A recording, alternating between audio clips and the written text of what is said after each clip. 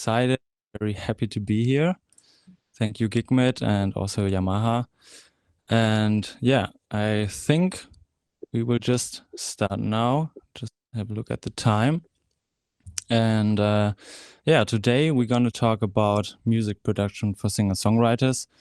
I want to show you how you can approach music production when you have a very basic demo or your songwriting ideas, and how you can turn them into a good demo production, and what steps are necessary and what can help. What I learned over the years and what I experienced. I think that was the introduction, and now we start. So, why is it important to understand music production in the first place if you're not a producer or a singer-songwriter or just a musician? The first thing I experienced when working with other musicians, singer-songwriters is that it's sometimes difficult how they want to express their ideas. And of course, I figured out with them together. That's my job as a producer. But there is so much benefit if you know what you want to sound like and if you have the tools in your hand. So the first thing that's big value, you are able to find your own unique style when you have the tools in your hand, so you can shape sound.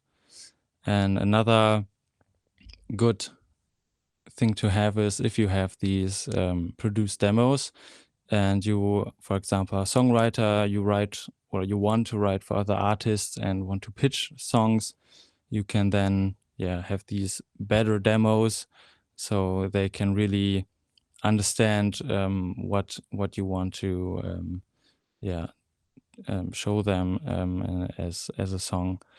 And of course, also if you're a artist, musician, or singer songwriter, and you want to work with another producer or engineers, it is like I said in the beginning, very nice to get a good sounding demo to at least get the idea of the song across.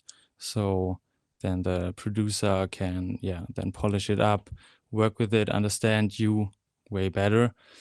And and also, of course, if you collaborate with other musicians or producers, you just can express yourself and your vision of how you want to sound in the best way. So I think it's for everybody who's making music nowadays. It's very easy to produce music, and there's so much knowledge around. And I think that it's very helpful to know how to produce a little bit. So what do you need if you're, for example, a singer and songwriter and you're at home and you want to record yourself for these demos or to show other people? And the first thing is that you ask yourself what you really need for your goal.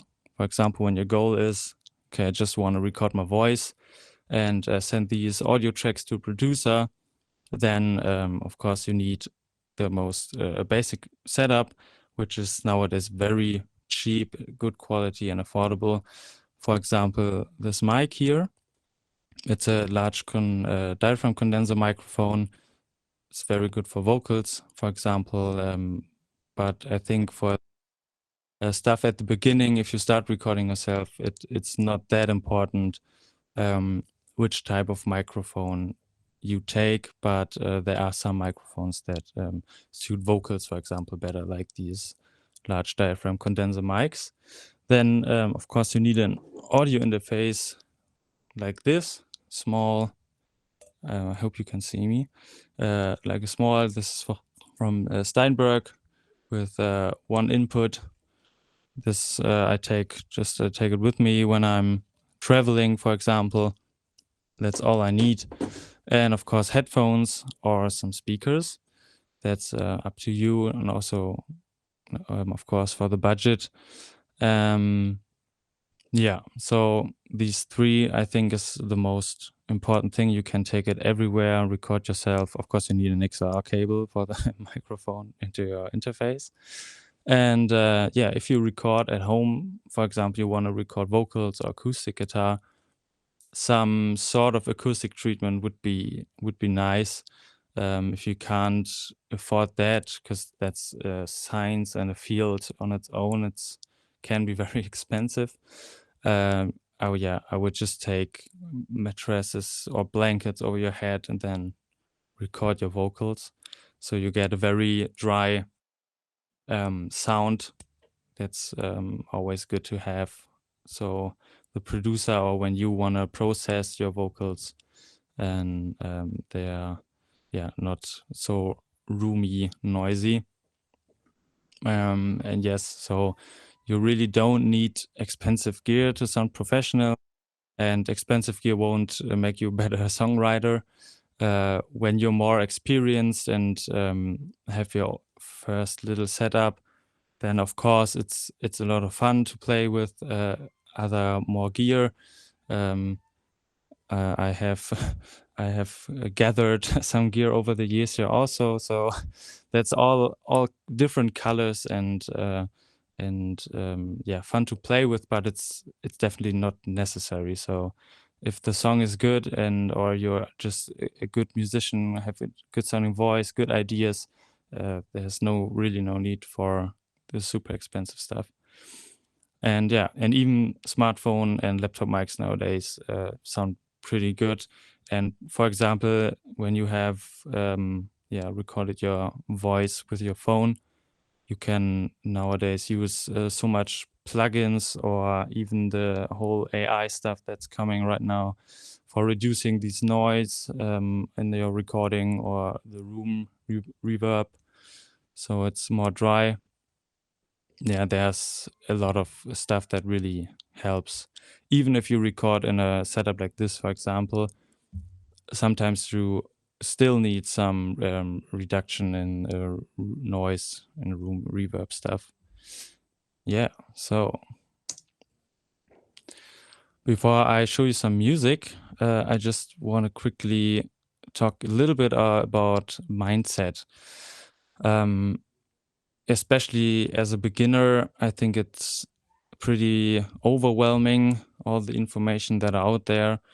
And it's good to know, or good to remember, that you don't have to make perfect demos, perfect production, and remember all these rules that are out there. So when I start writing or producing a song by myself or with other people, I really try to remember that there are no rules, no boundaries for myself, and I just go and do my thing. So I want to get into this flow state, and I just want to go with the vibe, concentrate on my emotions, and that these guide me, and not rules I heard on YouTube tutorials or something like this.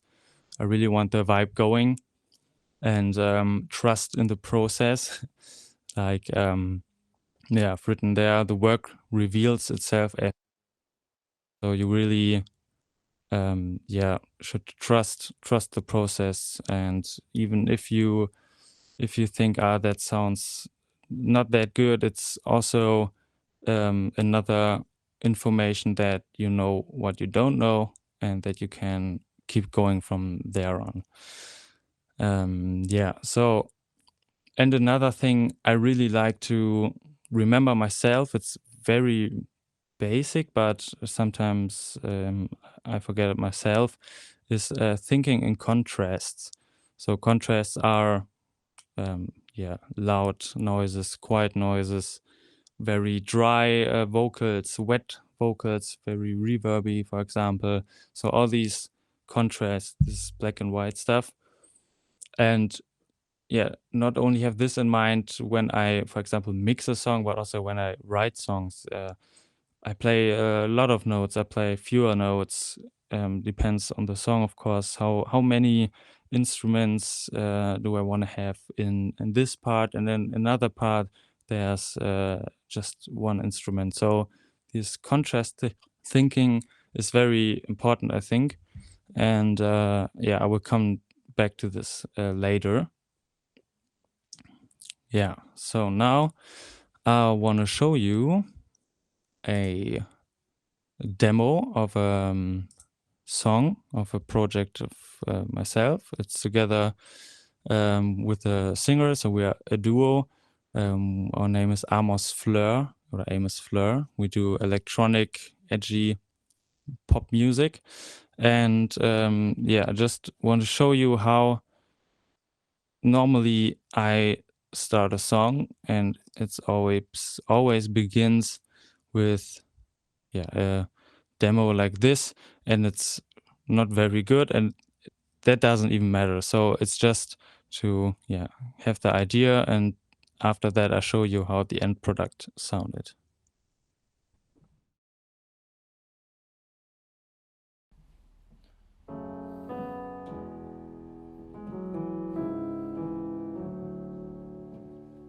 All I want, and I can take my pain.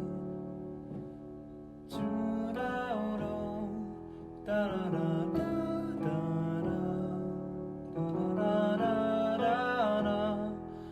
da da da da da da da da Yeah, I'm not the greatest singer, but yeah, I had some lyrics there, but it was for this idea mainly for the melody and the chords. And yeah, we'll dive in the song here in the second verse. So yeah. Standing brave, asking why, face to face, would it be worth a try?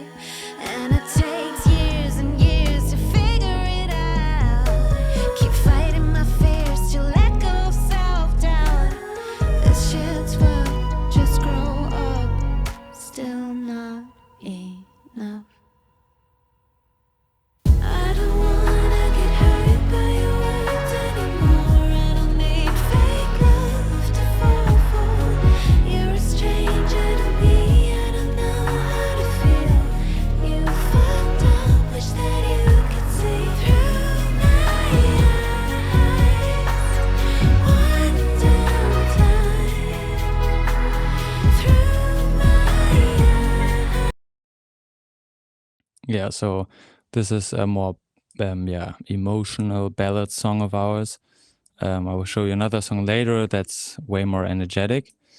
Yeah, but if I have a demo like this, for example, just the piano and my voice, the first questions I ask myself, or you can ask yourself, if you have an idea in your head, is for me, what's the vibe of the idea? Is it melancholic? Is it high energetic, for example, to really get a feeling for it? And most of the times the feeling is just there when you have an idea, of course. So don't overcomplicate it with too much thinking. This is just I just want to display it a little bit.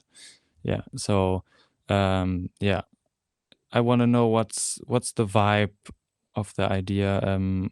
What emotions come with it. So all of what's the energy, and all of this is because I then can figure out which chords or what music can fit the idea if I really know what's going on emotion energy wise. So I like calling this also thinking in a third level. So the second level for me is all these technical stuff. For example, the piano plays C minor chord. This is just a technical level that's happening. The third level is really this what emotions come with this, or for example, if the a singer sings a melody, specific lyrics, does the melody match the lyrics, and does the music match what the lyrics tell us when we hear it? So all this matter, emotional stuff is, in my opinion, very important. And yeah, so these are some questions I ask other artists when I work with them, and they give me an idea. So we really figure out why did they write it, which emotion was the source. So yeah. All right. So the demo like this, or I get a demo from an artist, the first thing I often do is creating chords and try out different harmonies. Everything I tell you now is just a possible approach. So the order doesn't matter. Just do what you feel like. But I think what I'm gonna show you now is can work in most of the cases. Yeah. So I have this melody and also some chords in this demo. And the first thing I always try is try out very different chord progressions, harmony stuff. So I really have a look at in which directions could this idea go, because every chord can tell in the context a whole another story and whole another emotion. And if you have music theory knowledge, you can of course play your instrument or try out on a keyboard or what you like. But if you're not so into music theory, I want to show you some cool tools for that, because there are a lot nowadays. And the first I want to show you is here in Cubase is the so-called chord pads. I have a virtual synthesizer loading here. It looks like a keyboard. And the cool thing here is that you can, without any music theory knowledge, can drag and drop chords and just have a look if you like them or not. For example, I know that the song idea key is in B minor, for example. So I just can click here and it plays B minor as an arpeggiated now, but that's the synthesizer preset, as you could do it with any instrument. And then I can have a look here. This is the circle of fifths, it's called. It's not that important. The only thing you need to remember is that the chords here, which are bigger displayed, are more likely to work with your key. So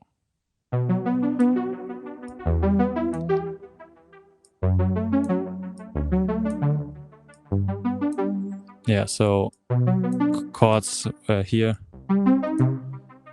are way more off, for example. It's also this kind of display here, which is also chords that are more near to the key work better. So, and then you can just drag and drop chords here in this view. And I can also play them just with my keyboard and just play one note, for example. So I just press here on my keyboard or with a mouse.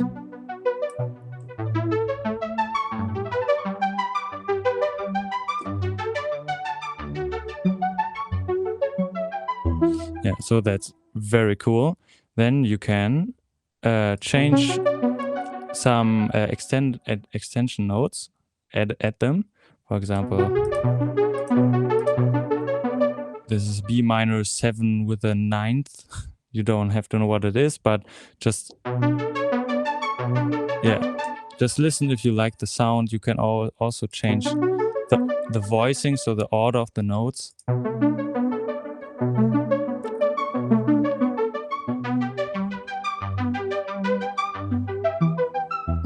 So it couldn't be easier to figure out fast chords. So even when I'm lazy, I just pop it up, and then I can hear different colors way more faster than thinking on the keyboard. And you can of course then record this into your DAW with per MIDI. And there are also a lot of MIDI file packs out there which include every chord there is, and you can just drag them in your session and then put an instrument on it. There are companies that sell them for quite a lot of money and do a lot of YouTube advertisement, but I wouldn't get fooled by that, because in some music forums there are free packs out there. And also nowadays there are a lot of AI chord generators which give you MIDI progressions, and I would definitely check this out if you're not that much into music theory. So when you have your chords, I would then play with the rhythm, play with it, which fits your music or your idea best. But it also, of course, is okay if the chords just play one bar or what you want. So remember to keep it simple. Don't overcomplicate things to get the flow going. So that's always the main aim for. So then, if you have the chords, you can of course try out different instruments. Just skip through presets. You don't have to know how these some instruments work. Just listen what touches you. Is always the best, I think.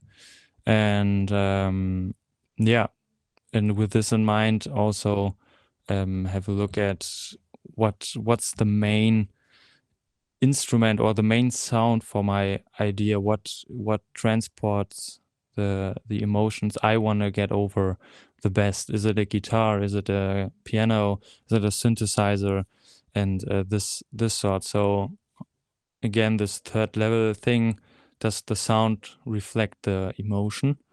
And and of course, if you want to do a song idea and you don't need chords, you just have a cool bass line, that's of course another but so this is of course up to you. So next thing, just have a look on the clock. Okay, next thing I want to quickly talk about is arrangement and working with references. So references are just songs from artists you like, or where you like the mix or the songwriting, or this kind of stuff. And these references can be really helpful, especially at the beginning.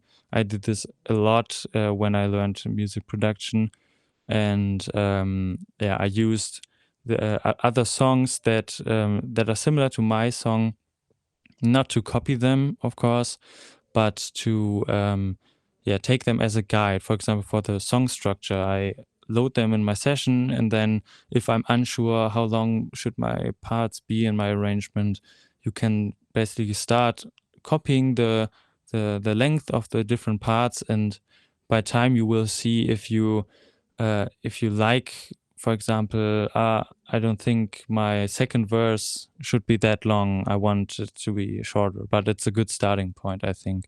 And to not, for example, if you want to produce in the more mainstream world, it's very important there to keep everything very, tight and short. So for this type of music, it's a good starting point.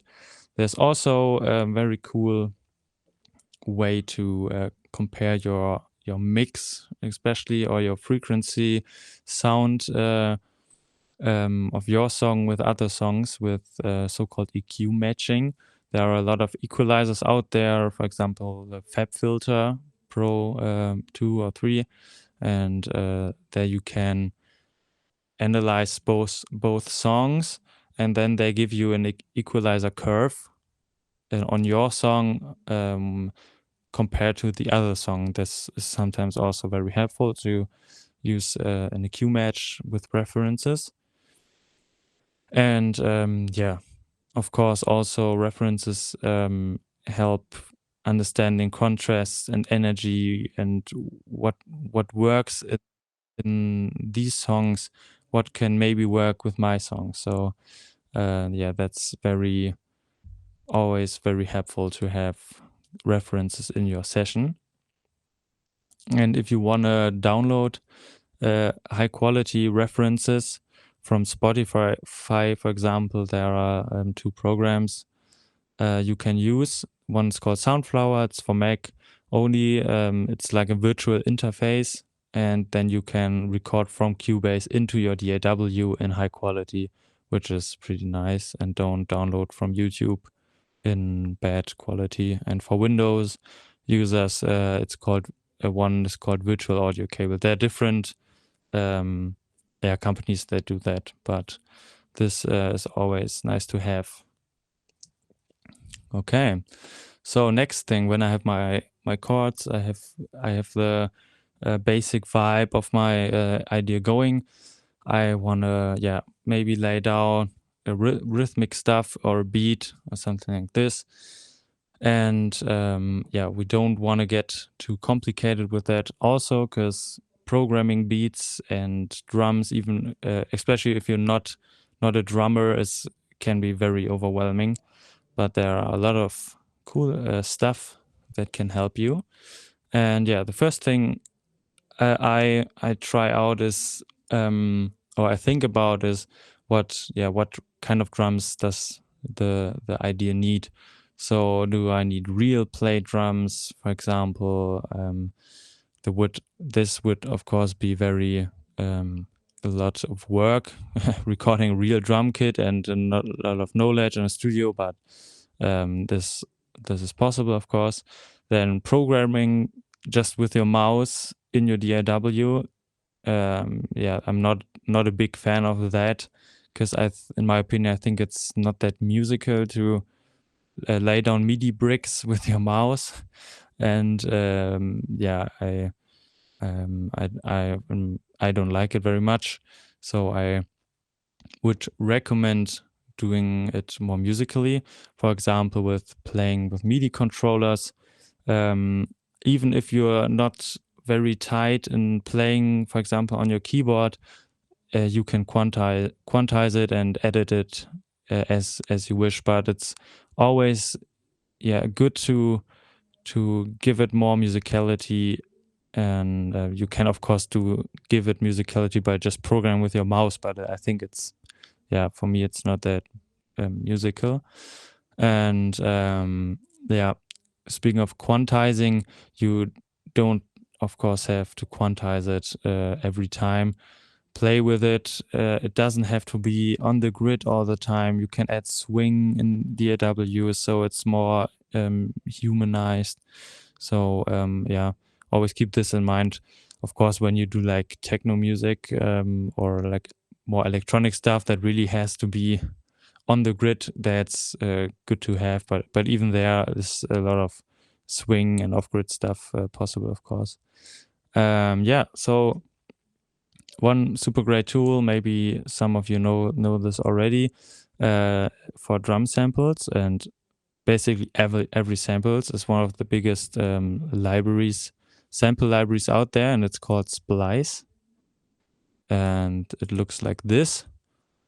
This is basically, like I said, a big library of so-called sample packs. And you can search for a genre. For example, I want to do an R&B song. And then you can find a lot of sample packs.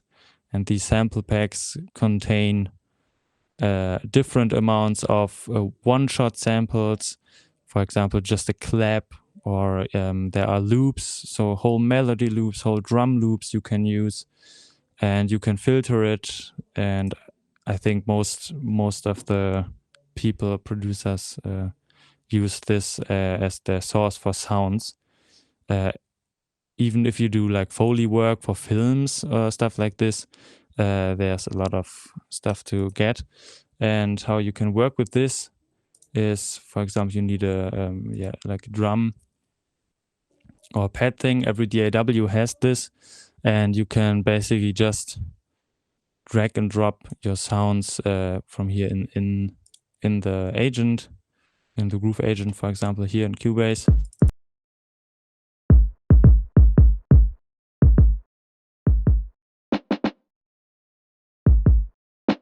Yeah, or just play it with the mouse, and then record it and quantize it. Yeah, so Splice is very, very powerful, and it also is sometimes dangerous because speaking of having loops in your production, so these longer longer musical phrases or a drum loop, just a groove. It's sometimes it's possible that other people use this loop too. So for having them in your demo, in the flowing, to keep the flow going, it's nice to have, especially loops. And if you find a cool melody loop you like, or chord progressions are there, everything is there. It's cool to use to be fast and to get the flow going, but I would recommend replacing it or adding to it later, because I've heard a lot of songs where the same loop was used and then it's not very original anymore. So yeah, I would recommend then replacing this kind of stuff.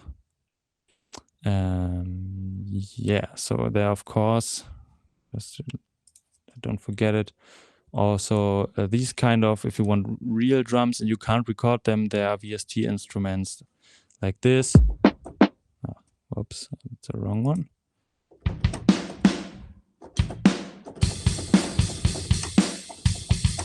Yeah, so same thing, just playing it with your keyboard or with the drum MIDI controller, or program it. That's up to you, and it's not that complicated. You have to get a hang of it, of course, but you will figure it out if you haven't done it yet. Yeah, so next thing, after having the chords, we have some sort of arrangement maybe, or just one part. We have some drums, we have maybe vocal melody, even with lyrics. Now adding some bass or filling the low end. I think in this stage, to keep the flow going, two ways. The first way would be if your main sound in your song is a bass element, for example, a bass sound, then of course the chord harmony stuff would be the latter one to care about, because if it's the main element, you would already have it, I think. And otherwise, I would just, to keep it simple, probably just follow the root notes of the chords we've figured out earlier. So just to support everything, to have this this frequency spectrum covered. Sometimes you think, something's missing, what's missing? And so this low end spectrum is very important, of course. So I often just grab a really simple synthesizer sound that adds warm bass, depends on the music, of course, or a real bass, and just play the root notes. So if it's not one of the most prominent main elements, I would probably just follow the group for the bass. And later, of course, you can add variations to so it's not that boring, but in this producing writing session, always keep it simple, and you can always correct stuff later and change it. Yes. All right. So now we have the foundation of our song laid out, and now sometimes it can happen that you're I think I have everything I need, but something's missing, something's way off, and this stage now is very exciting in my opinion, because it's a lot of fun. And one of the first things you can always try, and which will definitely make your production sound more professional, because that's commonly technique and used, is layering. So layering sounds and drums, melodies with different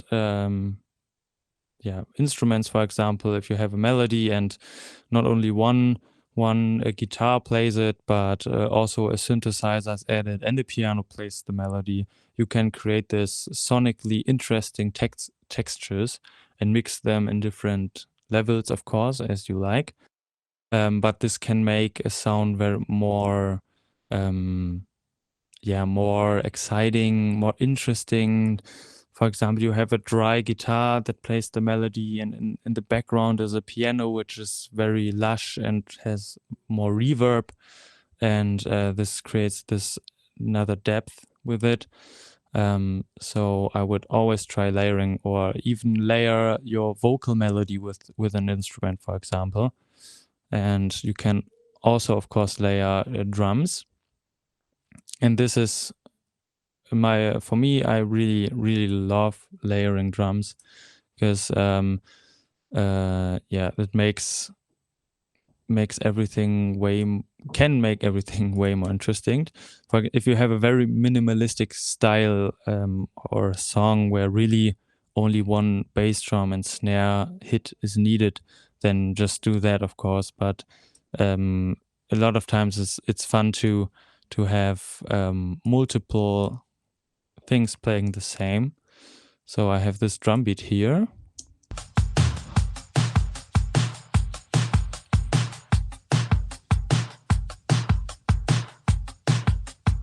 So it sounds, in the first hearing very simple, and that's good.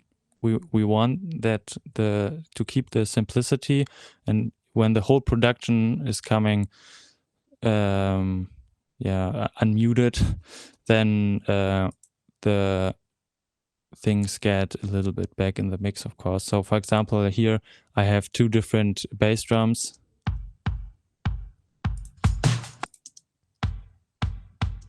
Layered, then two different snare drum, 4 different snare drums.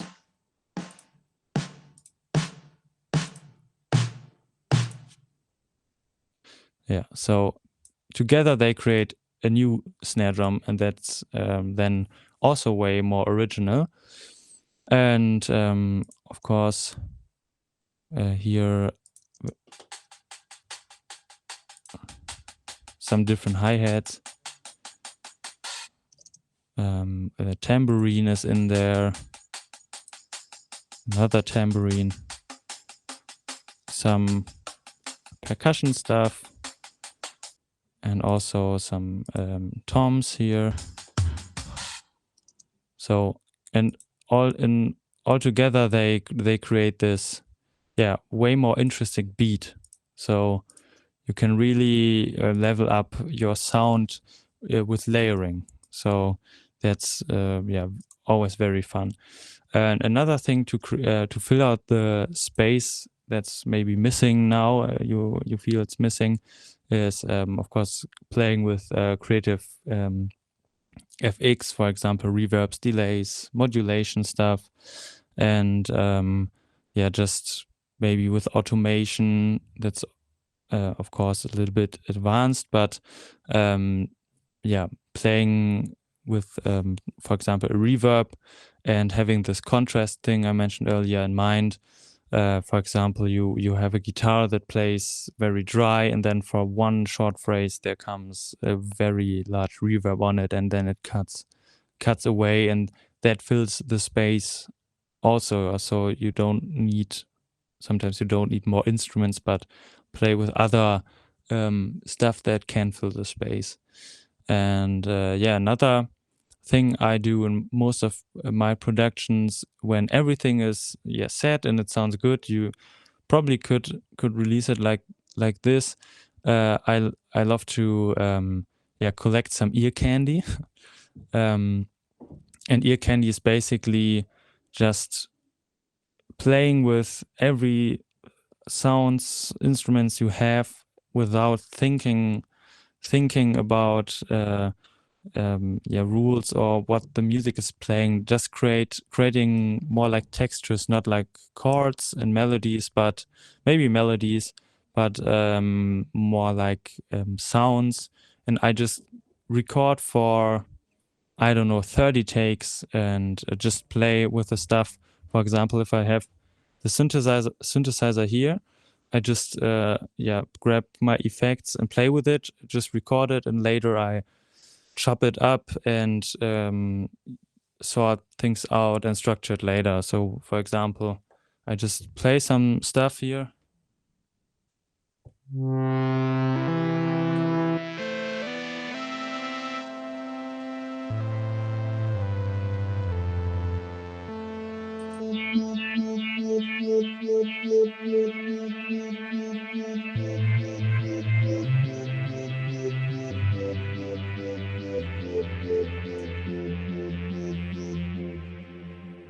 So even this tail now that we can still hear a little bit from the reverb, I could just use this as an element somewhere. So just not the direct sound, but what the reverb does at the end.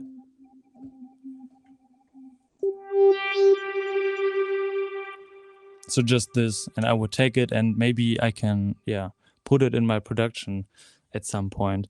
I also love to play, for example, this synthesizer here. This has no display, you can't save sounds, and I just close my eyes and really randomly put all the knobs anywhere, and then I play, and then anything can come out of this thing, and I just record it and have a look at how can I incorporate in the production if it fits. So being very playful with this ear candy stuff is super cool. You could, of course, also do it with vocals. So don't sing like the lyrics, but more like ad-lib kind of stuff. And that's always fun. And the structuring after 100 takes of just playing around, playing the song in the background, and then I can have a look what's fitting or what's not. So this is very about having fun. Yeah. So Simon, sorry to disturb you. I just wanted to let you know that you have around 10 more minutes. Yeah, perfect. Then I'm good in time. I know it's a lot of information, and I hope you can follow if you want the PowerPoint afterwards. I can give it to you if you want, of course, and you also have the recording, I think. Yeah. So now we have some time left for talking about vocal arrangement and recording.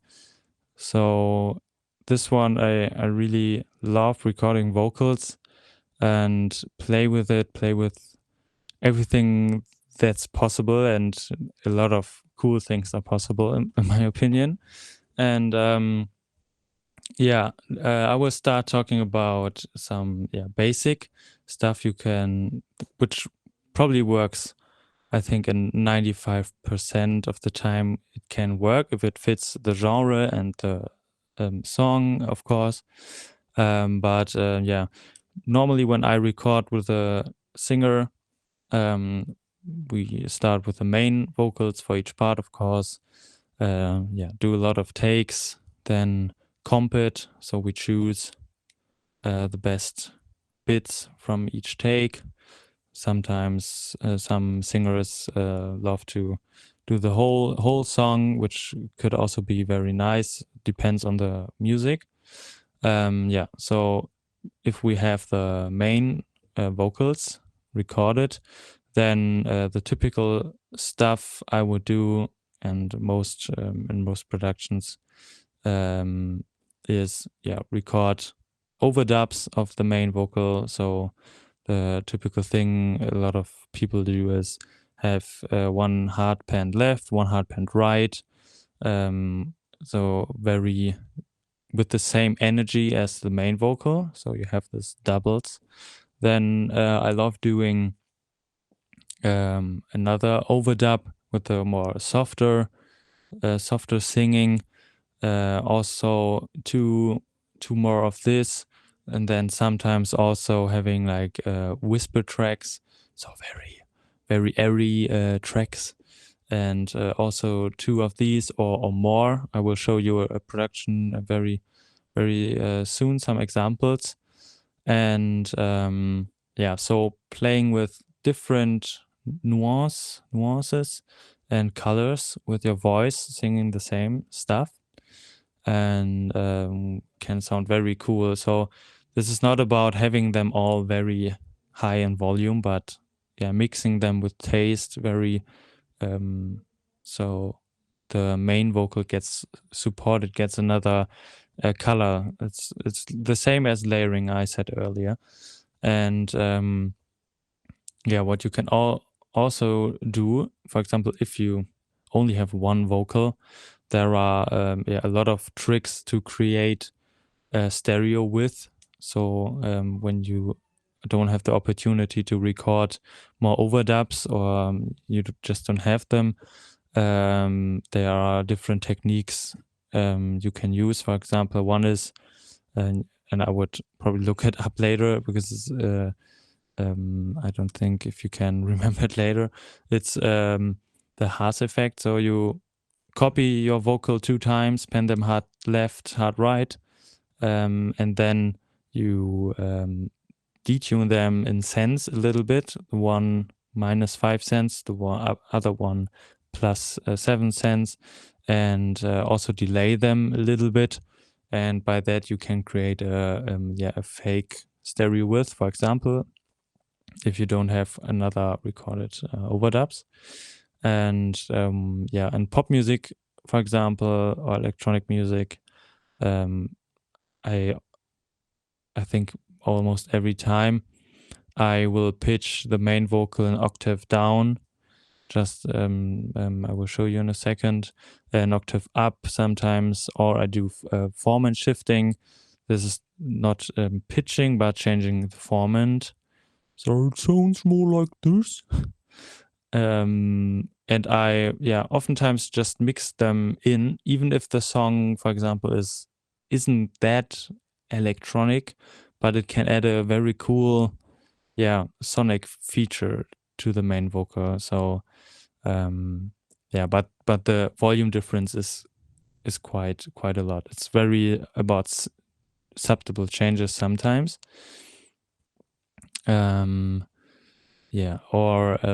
Another cool method you can do if you just, for example, want to have a very choiry, crowdy effect is maybe you tried it out already, but just singing in different voice expressions. So this would be my normal talking voice. Then I could do a take with this, or I could do a take with this, or I can do a take with this. So really change my voice and record it, and also play with mic distance. So some is really close, some is really far, maybe back in the room, or go in rooms that reverberate and sound interesting. And then you can, for example, record 50 different expressions, and then you can create with your voice, and you don't need other people, very crazy choiry gospel, choiry sound, for example. And so let me show you real quick some examples.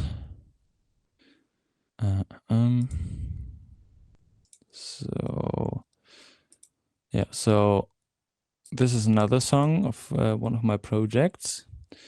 And yeah, we'll just keep it going. I'm addicted to this pain. Blue blood runs through my veins.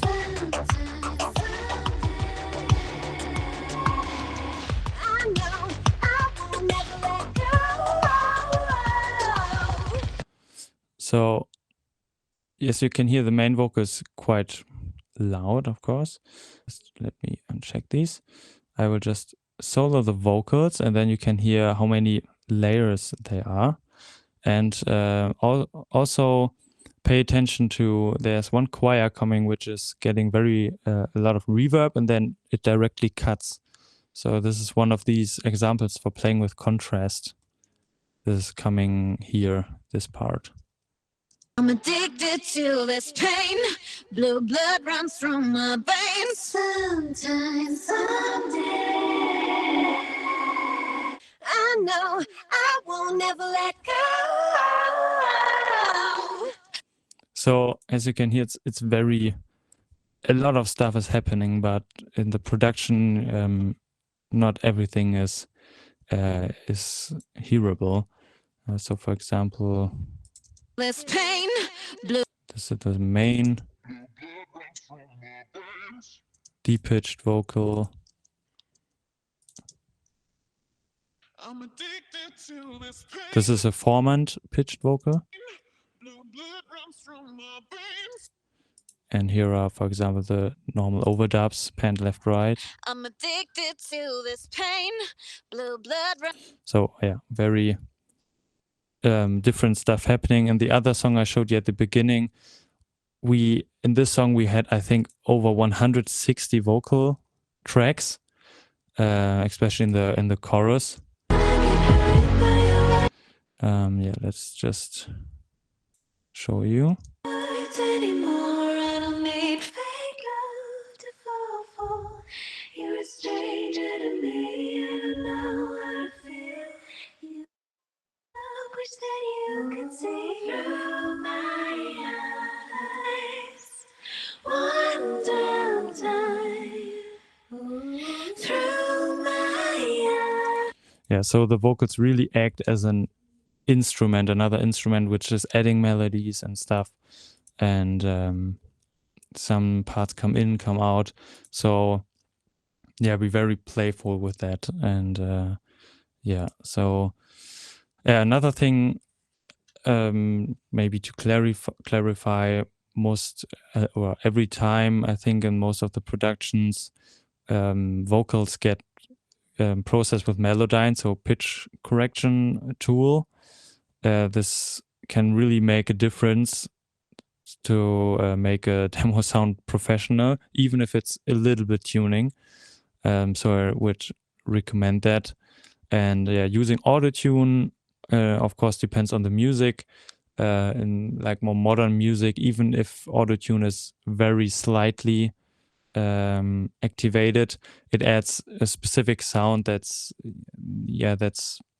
nowadays wanted sometimes, speaking in the more mainstream music. If you, for example, do more acoustic music, rock or blues or this kind of stuff, you of course don't need autotune, and sometimes you don't need a pitch correction. If it sounds nice, it sounds nice. And Vocaline is another very cool program which helps you in aligning the rhythm of your vocals. So when I have 3 vocal takes, I can vocaline them, and they really are tied together, which can be a very nice effect.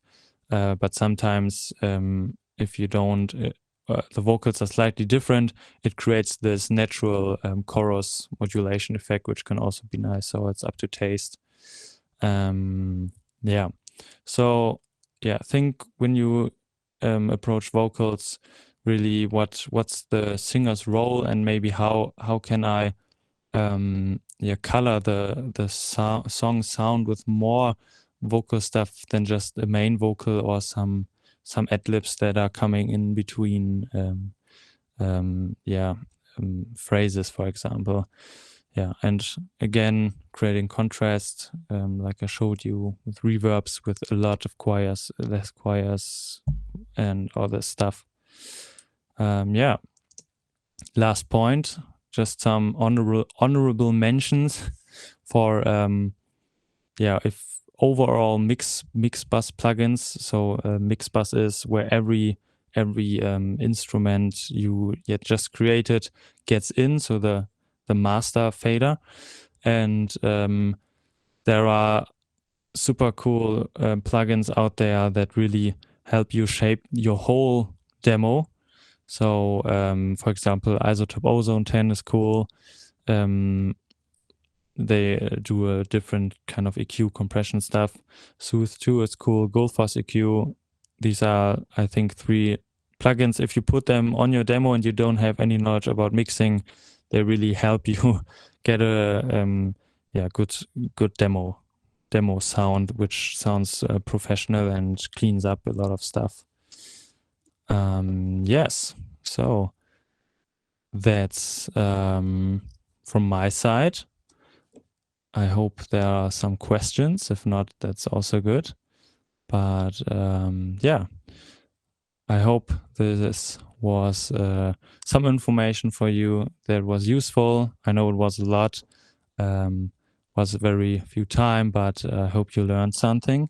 And yeah, thank you very much. Thank you, Simon, to you for the lovely presentation and sharing a lot of insightful information into your process.